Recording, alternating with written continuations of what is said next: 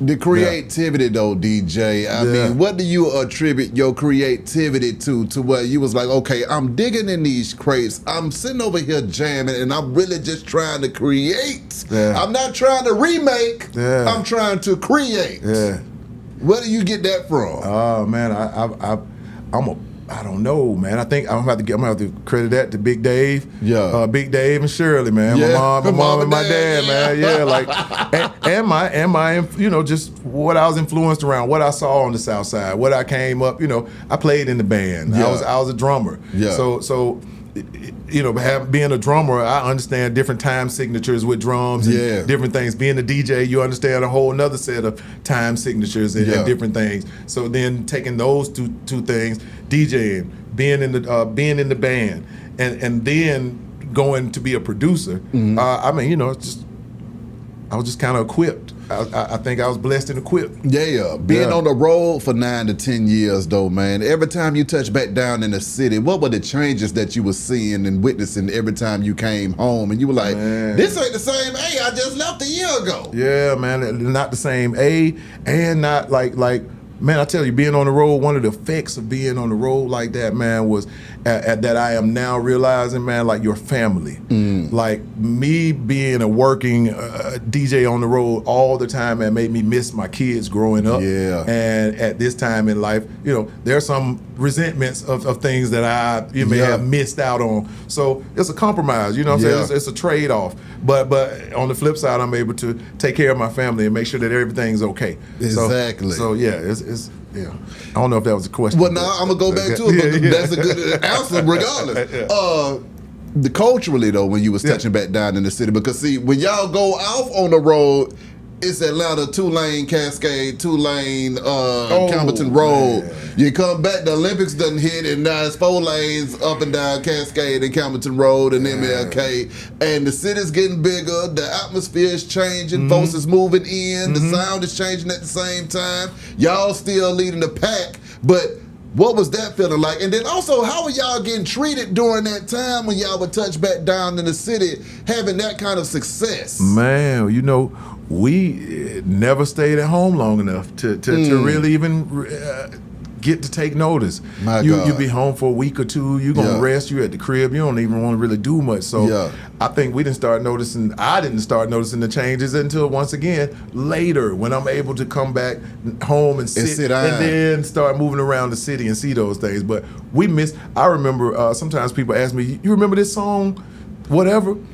And I can remember about 10 years worth of music I missed. Damn. Because we were always on the road, and you're not listening to the radio, you're not watching videos, you're not doing any of that. You're working. So I missed the whole era of music. I missed the whole era of dances and fashion style, all of those things, because we were working all that time. So, crazy. When you think about those memories, though, DJ, which ones stand out to you the most? When you said you had that awakening a year ago, what really went into your mind? You said, wait a minute, what the hell? I know I might have been doing some drugs through this time, but I didn't realize that I was still getting it in. Yeah, man. I think I didn't realize.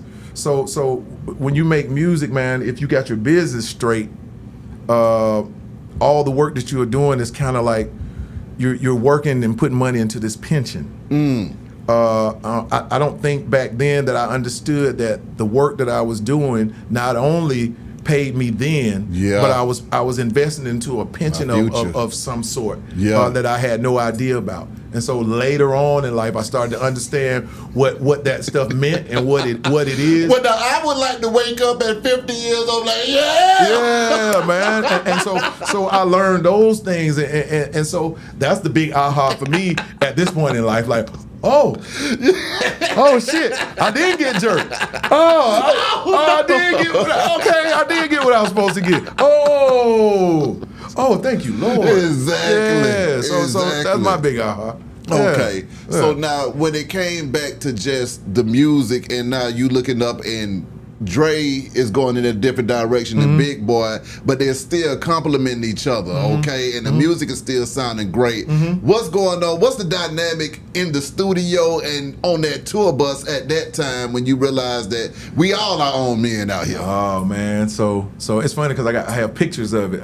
It got to the point where Dre had stopped smoking. Yeah. So now, instead of us all being on one tour bus, where we would all be in the back room of that, man, we would be on this tour bus, boss, and each one of us would have a, man, I'm about to make a second. We'd be at the back of this tour bus, boss, with the door closed, and when you open the, I mean, just, you couldn't even see. Yeah. You couldn't see. And that was from city to city. Yeah. So we went from that to having 2 tour buses. Yeah. Because Dre decided that he was no longer smoking. Yeah. So Dre would try another tour bus. So at that point, it started to, I think, in my opinion, our camaraderie started to change a little bit, just because Dre had other ideas of how he wanted to lead life, his life in general.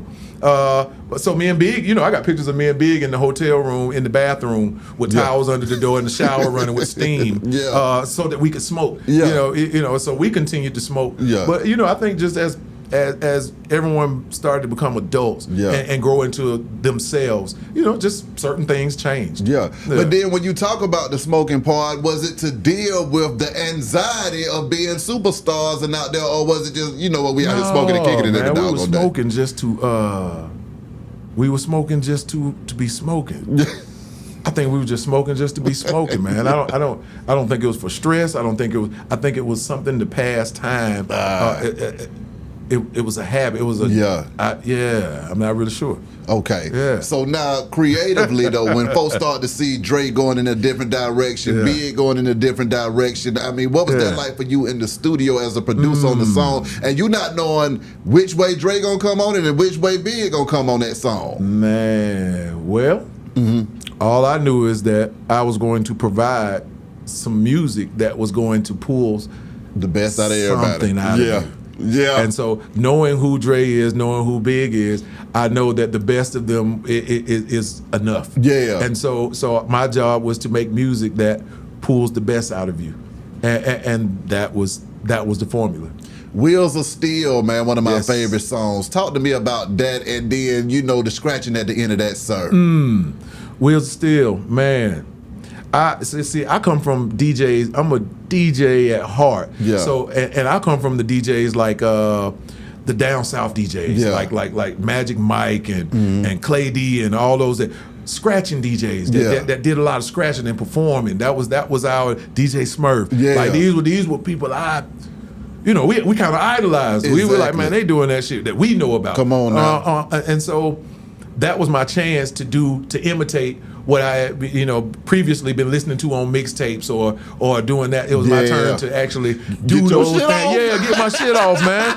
And so that's what I did. That's what it was, man. It was if you listen to just the scratches on that song, man, I'm actually saying full sentences with different records. It feels like I might cut the word feels and then bring it on another record and then on another record good. So I'm talking in sentences with different scratches and different words so if you ever go back and listen to it, I got to listen to it differently because all I know is at the end I'm like, whoever's in here scratching their asses off. My God, man. My God, DJ. I wish we could have had footage of back then when I was actually laying those cuts for Wheels of Steel, because I was actually doing that where you bring the record back and then you change the pitch shift and then you let it go and then you cut and then you cut and then you change the pitch shift and you speed it up and you slow it down. I was actually doing that for real. Like, we didn't have computers and Pro Tools to chop it up and make it do those things back then. This was raw talent.